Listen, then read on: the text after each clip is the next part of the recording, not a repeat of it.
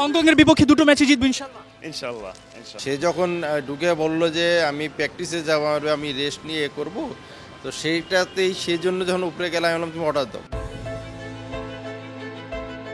হামজা চৌধুরী এক সাহসের নাম, এক অনুপ্রেরণার নাম।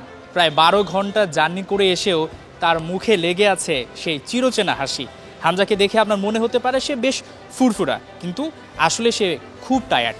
কিন্তু গণমাধ্যমের সামনে কিংবা টিম ম্যানেজার হোক বা সবার সামনে সে কিন্তু সবসময় হাসি খুশি থাকার চেষ্টা করে।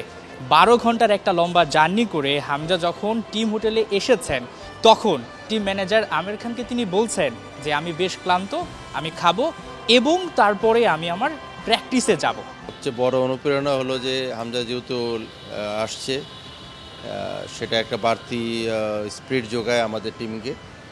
সে যখন ঢুকে বলল যে আমি প্র্যাকটিসে যাব, আমি রেস্ট নিয়ে করব, তো সেইটাতেই সেই জন্য যখন উপরে গেলাম আমি বললাম তুমি অর্ডার দাও, অর্ডার দাও, তুমি গেলো আমি রেডি হচ্ছে আমি প্র্যাকটিসে যাওয়ার জন্য। এই যে কথাগুলো, এই যে স্পিরিট, তো এই স্পিরিটের এতে যখন আপনাদের এখানে আসলাম, আপনাদের যে স্পিরিট সবাই চাই তাকে মাঠে দেখতে। তো আমার মনে হয় মাঠে যাই, মাঠে ট্রেনিংটা করুক সে, হ্যাঁ, আরও উজ্জীবিত হোক, আরও সবাই মিলে আমরা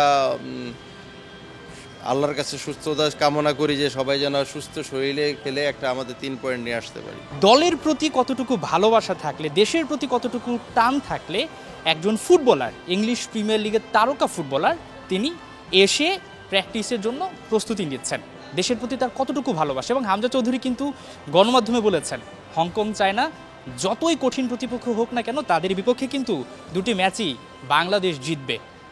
আসসালামু আলাইকুম ভাই, welcome to Bangladesh. Thank you thank you. আমরা হংকং এর বিপক্ষে দুটো ম্যাচে জিতবে ইনশাআল্লাহ। ইনশাল্লাহ ইনশাল্লাহ। কেমন লাগছে এবার আপনি ক্যাপ্টেন্সির দায়িত্ব পালন করেছেন লেস্টারে? জি, খুব খুব ভালো লাগছে। বাংলাদেশ দল এখন বেশ শক্তপোক্ত। দলে রয়েছে হামজা চৌধুরী, জায়ান আহমেদ, ফাহমিদুল ইসলাম, সমিত সোম, তারকাতে ঠাসা। কিন্তু বাংলাদেশ দলের একটা বড় সমস্যা হচ্ছে ইনজুরি সমস্যা, যেটা সবাইকে ভোগাচ্ছে। এবং আরেকটা ব্যাপার হচ্ছে হামজা চৌধুরী যেরকম 12 ঘন্টা জার্নি করে এসেই কিন্তু প্র্যাকটিসের জন্য প্রস্তুতিটা নিচ্ছেন, একইভাবে সমিত সোম তিনিও কিন্তু আগামীকাল আসবেন রাত 8:30টার দিকে। তাকে পরবর্তী দিনটায় প্র্যাকটিসে পাওয়া যাবে কিনা সেটা কিন্তু একটা বড় শঙ্কা। তবে হামজা থেকে সমিত সোম একটা অনুপ্রেরণা নিতে পারেন। দেশের প্রতি তাদের যে টান সেটা কিন্তু এর আগেও দেখা গেছে। টিম ম্যানেজার আমির খান যা বলছেন তাতে বোঝা যাচ্ছে এখন কিন্তু টিমটা বেশ ফুরফুরে মেজাজের রয়েছে। তপুর যে অবস্থাটা আছে, আমি কালকেও দেখেছি যে তপু মানে ট্রেনিং বল নিয়ে করে নেই, বল ছাড়াই ট্রেনিং করেছে। তো আমি জানি না আজকে হামজাকে দেখার পরে যদি কিছুটা চেঞ্জ হয়, সব কিছুতে মানুষ এই সাহসটা পেয়ে যায়, তাহলে সেই পজিটিভ দিকটাই চিন্তা করতেছি। হামজা চৌধুরী আসার মধ্য দিয়ে বাংলাদেশ হংকং চায়নার যে ম্যাচটি রয়েছে বৃহস্পতিবার, তার উন্মাদনা কিন্তু ঠিক এই মুহূর্ত থেকে শুরু হয়ে গেছে। আমির খান বলছেন হামজা চৌধুরী এসেছে, এখন কথা বলতেও ভালো লাগছে, গণমাধ্যম কর্মীদের ভিড় দেখেও ভালো লাগছে।